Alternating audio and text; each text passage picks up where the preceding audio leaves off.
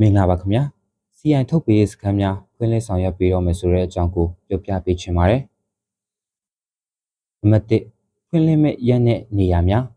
ထိုင်းနိုင်ငံအစိုးရကထုတ်ပေးထားတဲ့ Work Permit ကိုင်ဆောင်ထားသူမြန်မာအလုပ်သမားများအတွက် CI ထုတ်ပေးခြင်းလုပ်ငန်းစဉ်တွေကို2026ခုနှစ်ဖေဖော်ဝါရီလ18ရက်နေ့ကစပြီးတော့အောက်ပါဒေသ5ခုမှာဆောင်ရွက်ပေးသွားမှာဖြစ်ပါတယ်စမှုစခွန်စမှုပရကန်စူရဌာနီချင်းမိုင်ချုံပူလီ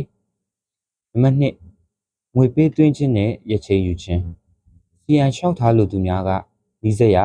7-Eleven Store ဆိုင်များမှာ CI စာအုပ်ဖို့ကုန်ကျစရိတ်ဘတ်2680ကိုပေးသွင်းရပါမယ်ငွေပေးသွင်းချိန်မှာမိမိတွားရောက်လိုတဲ့စခန်းအမည်နဲ့နေ့ရက်ကိုရွေးချယ်နိုင်ပါတယ်ငွေပေးသွင်းပြီးပါက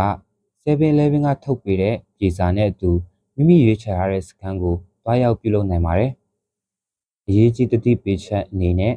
CI လျှောက်ထားရမှာစုစုပေါင်းကုန်ကျစရိတ်မှာဘတ်2680တာဖြစ်သောကြောင့်မလိုလားအပ်တဲ့ကုန်ကျစရိတ်များမရှိစေဖို့အတည်ပြုရပါမယ်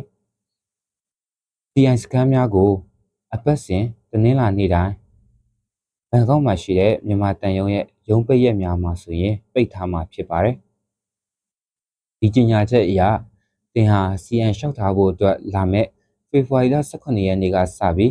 7-Eleven မှာငွေသွင်းကရက်ချိန်ယူနိုင်ပြီဖြစ်ပါတယ်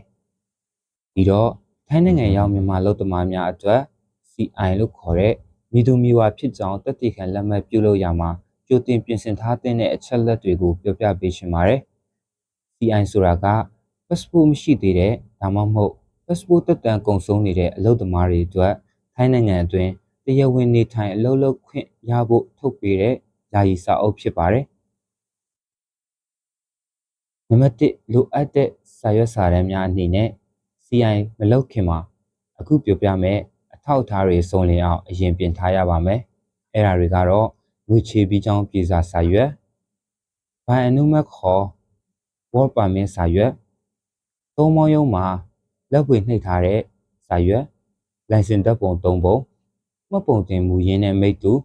အိမ်တော်စုစရာမူရင်းနဲ့မိတ္တူအလုပ်ရှင်ရဲ့အထောက်အထားအနေနဲ့အလုပ်ရှင်ရဲ့မှတ်ပုံတင်နဲ့အိမ်တော်စုစီရင်မိတ္တူတွေပြီးထားရမယ့်လုပ်ငန်းစဉ်အဆင့်ဆင့်အနေနဲ့နံပါတ်1 appointment ယူတာအရင်ဆုံး counter service လို့ခေါ်တဲ့ 7-Eleven တွေမှာဒါမှမဟုတ်သတ်မှတ်ထားတဲ့နေရာတွေမှာဆိုရင်ငွေပေးသွင်းပြီးရက်ချိန်ယူရပါမယ်နံပါတ်2စခန်းကိုတွားရောက်ခြင်း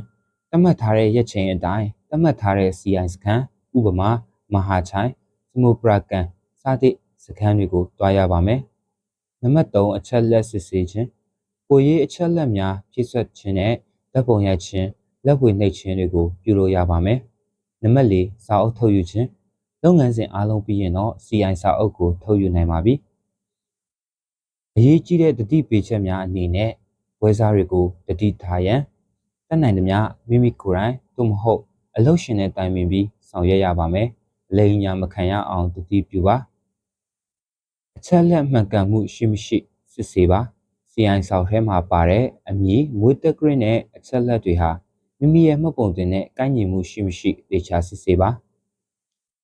ဗီဇာဆက်ရရန် CI စာအုပ်ရရုံနဲ့မပြီးသေးပဲထိုင်းလူဝင်မှုကြီးကြပ်ရေးမှာဗီဇာဆက်ရိုက်ဖို့လိုအပ်ပါတယ်ကုန်ကျစရိတ်ခံမှန်းခြေအနေနဲ့ကုန်ကျစရိတ်ဟာအစိုးရသတ်မှတ်နှုန်းထားအပြင်ဝန်ဆောင်မှုဝန်ဆောင်ခတွေအပေါ်မှာမူတည်ပြီးအပြောင်းအလဲရှိနိုင်ပါတယ်အခြားစရိတ်တွေအနေနဲ့ကတော့ 7-Eleven ဝန်ဆောင်ခနဲ့အခွန်ခတွေရှိနိုင်ပါတယ်